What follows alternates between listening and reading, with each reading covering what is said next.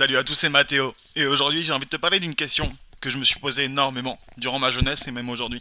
Mais jamais sans le formuler comme ça, c'est vraiment à partir de cette année, vraiment, je dirais, dans les 6 derniers mois, que je me suis vraiment posé cette question. Pourquoi est-ce que je suis spectateur de ma propre vie?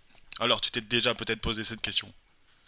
Alors, je te conseille de prendre un café ou un petit repas, je sais pas, si tu manges, mais bon appétit si tu manges. Et on est parti. Spectateur de sa propre vie, ça veut dire quoi? Qu'est-ce qu'on ressent en fait?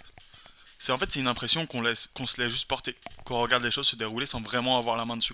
Tu sais ce côté automatique où tu fais les choses par habitude pour la sécurité, où tu te laisses un peu happer par la routine. Mais après c'est pas grave, ça arrive à tout le monde, bien sûr. Du coup on va essayer de comprendre pourquoi on reste souvent dans ce rôle de spectateur et surtout comment on peut en sortir pour devenir acteur de sa vie. Du coup on va explorer plusieurs pistes, bien sûr, appuyées par des recherches. Du coup si vous voulez voir les recherches, c'est dans la description, mais aussi des conseils pratiques où tu pourras vraiment appliquer, que tu pourras vraiment appliquer. Pour commencer, il faut essayer de comprendre qu'est-ce qui nous pousse à prendre ce rôle de spectateur.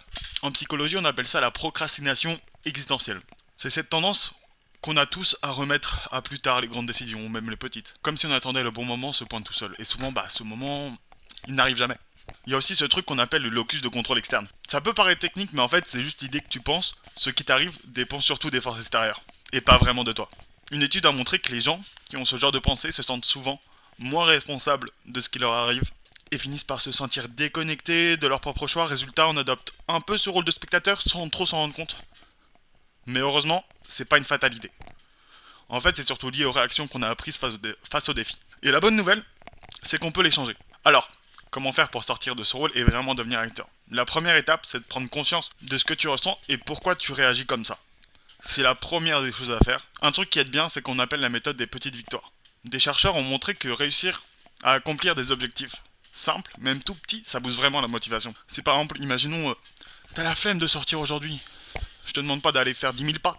Juste, tu sors, tu vas peut-être juste chercher une baguette de pain, ou tu vas juste faire des courses. Ou tu vas juste marcher parce que t'as envie de marcher. C'est une petite victoire quand même. T'es quand même sorti, t'es pas resté chez toi. En fait, plus tu vas cumuler de petites réussites, plus tu vas commencer à sentir que tu contrôles un peu mieux ta vie, même dans les petits détails, et que c'est vraiment toi qui choisis ta vie, et que pas juste, tu te laisses en fait juste suivre et hop là, tu navigues en fait en, comment on peut dire ça, en automatique un peu. Ensuite, il y a l'introspection.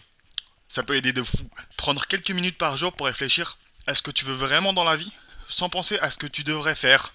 Ça te reconnecte avec tes propres envies. La méditation ou même juste écrire tes pensées dans un carnet, ça peut vraiment faire une différence pour retrouver en fait ce petit lien avec toi-même et enfin sortir de ta zone de confort.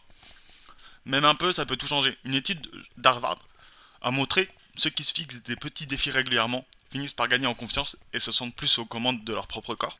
Ça peut être un truc simple, essayer une nouvelle activité, prendre une décision seule, sans demander l'avis de tout le monde, ou juger, ou juste changer une habitude petit à petit. Tu vas voir que c'est toi qui fais les choix et c'est plus ton corps ou ton cerveau qui va te dire quoi faire. Moi, je sais que par exemple, moi c'est les vidéos, genre sortir de ma zone de confort, c'est les vidéos. C'est pas que j'aime ça, mais c'est que j'ai une peur. Genre par exemple là, je sais que moi j'ai une boule au ventre, genre juste avec les vidéos. Je sais pas pourquoi, mais j'ai tout le temps cette boule au ventre dès que je veux faire une vidéo. C'est pour ça que là j'ai eu un petit temps d'inactivité. C'est parce qu'en fait j'avais un peu peur, genre de faire des vidéos. Alors, c'est bien une petite vidéo, je suis d'accord. Alors, n'hésite pas à me dire dans les commentaires qu'est-ce que tu en penses de tout ça, de toi, à ma place, t'aurais fait quoi? Et surtout, est-ce que tu te sens concerné durant cette vidéo ou pas? Alors, c'est déjà un chemin. Moi, je vais pas pouvoir te dire exactement comment faire de A à Z parce que je ne suis pas professionnel là-dedans, j'ai pas un doctorat. Je suis juste un étudiant comme la majorité des gens. Fais vraiment des choses qui comptent énormément pour toi. C'est le principal, je pense.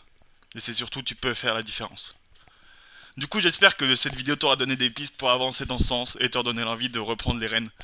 N'hésite pas à partager en commentaire. Comme j'ai dit, qu'est-ce que tu penses de la vidéo? Qu'est-ce que tu penses du sujet aussi? Très intéressant. Tes expériences ou les défis que tu aimerais relever.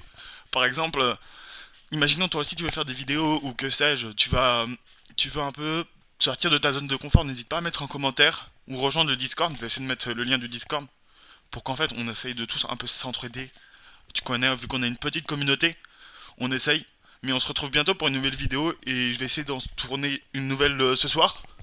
Mais du coup elle devrait arriver normalement peut-être dans la semaine si j'ai la déterre de faire le montage parce que c'est aussi pas mon truc.